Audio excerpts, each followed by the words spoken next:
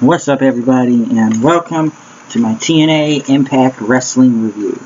And a lot of things pretty much happen on the show tonight is TNA versus Global Force Wrestling. Pretty much the Lethal Lockdown match. We'll see who gets control of the company, pretty much. So this match was for both shares on the line of both Jeff Jarrett and Dixie Carter as they kicked it off. Pretty much they were out there talking about 13 years ago. Two names have been synonymous in TNA. Both Dixie Carter and Jeff Jarrett. Pretty much they were out there at the table, pretty much their contract signing, as Dixie pretty much said she's admitted to making mistakes over the years, but she's done what's best for the company. But people question her because she says she doesn't admit to mistakes pretty much, and pretty much says we're going to do this and do that.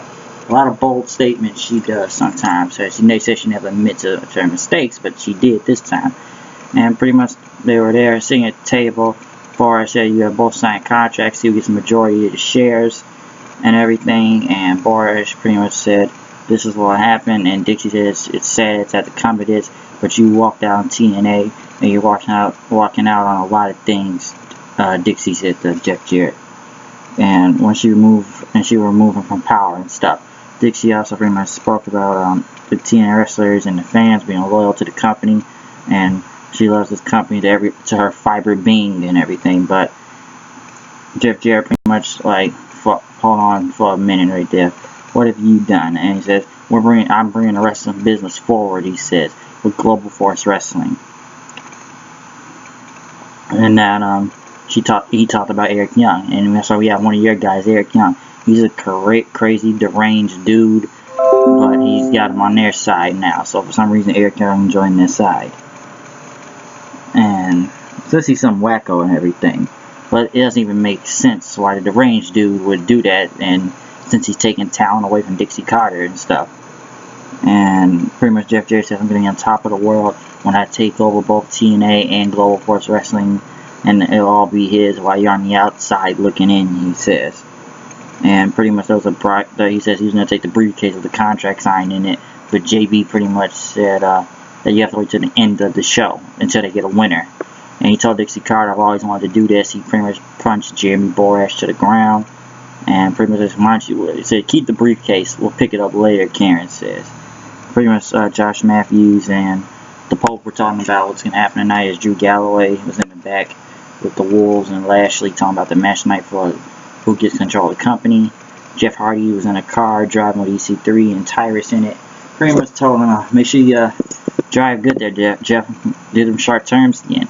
Sharp turns. And he pretty much opened the car for EC3 and gave him a bag with something in the back because it's going to be a big night tonight because they're talking about he's going to put on a great show.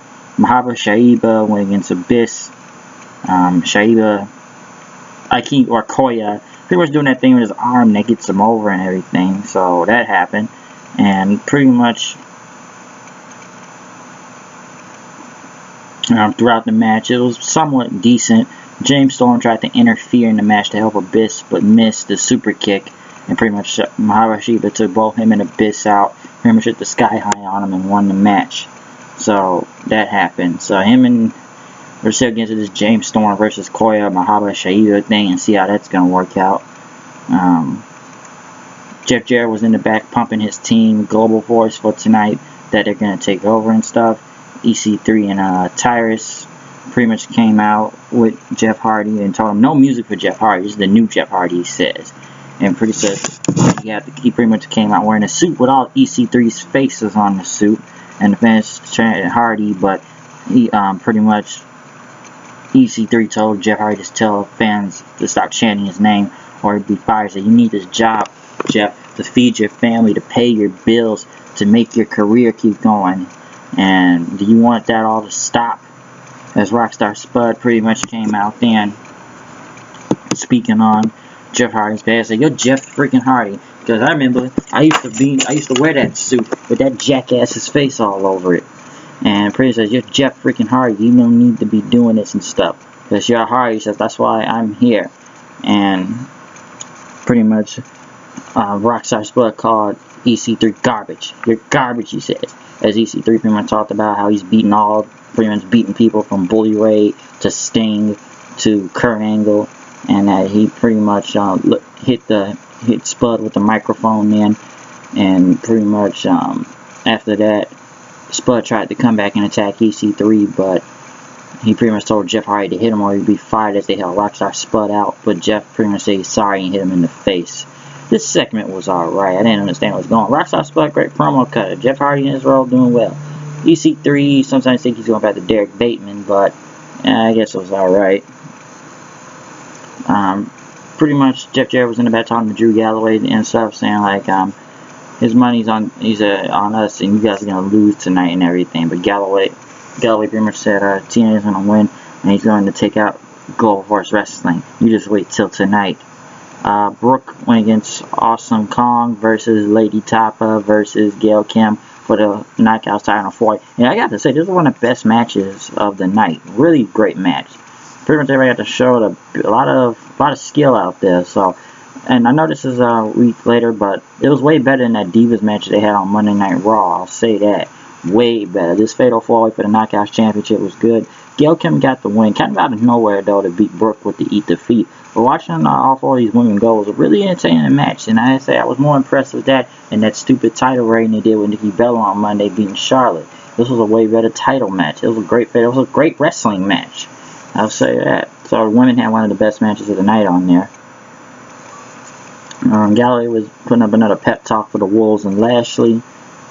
Next week supposed to be Rockstar Spud versus EC3, and pretty much just a lot of high stakes going on tonight with Global Force versus TNA as they continue to show history of video between Jeff Jarrett and Dixie Carter throughout the years and stuff, and what would happen. Even though I feel like this feud has been a little bit rushed with Global Force and TNA for the past few months, they pretty much got now to lethal lockdown and everything.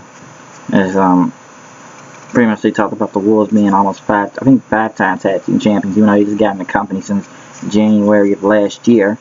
And they've won the tag team titles like 5 times already. But as we got into Lethal Lockdown, Team TNA versus Team Global Force Wrestling, it kicked off with Davey Richards and Sanjay Dutt.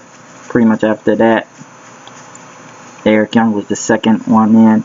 After that, pretty much Drew Galloway was next. After that was Brian Myers. Lashley went in and pretty much destroyed almost everybody with spears. Chris Mordesky was next. Then Eddie Edwards.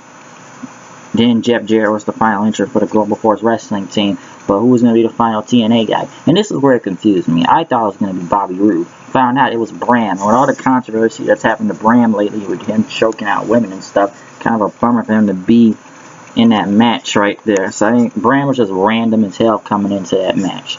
And pretty much when all men entered the ring, Lethal Lockdown began. Pretty much they brought the weapons down as everybody beat the hell out of each other with weapons. And it kind of got crazy where Jeff Jarrett was surrounded and tried to crawl out of the cage with Karen Jarrett trying to pull him, but it didn't work. And pretty much that, they pretty much threw Jeff Jarrett back and forth at the cage. The Global Force wrestlers got up and pretty much tried to come back, but the Wolves kind of did a double drop kick on Jeff Jarrett with a trash can on his head in the corner of the ring.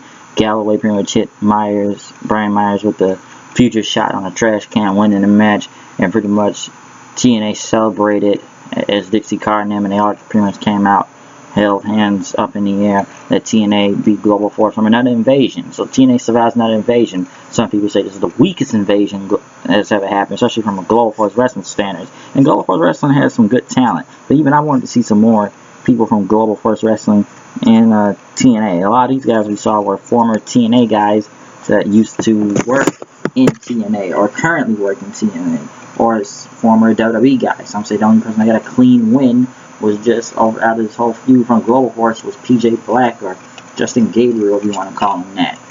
But if they do keep this feud going with Global Force and TNA, I'll say this: bring in guys like the Bucks, bring in Shelton Benjamin, I don't know about Steiner, but you got a lot of talent, even people talent. And what did this feud gain for anybody? Did it gain Global Force some advantage out of this whole feud? They got some TV time. People got to know what the brand was, even though and people know who these guys are. So bringing Global Force Wrestling back in TNA wrestling was kind of cool.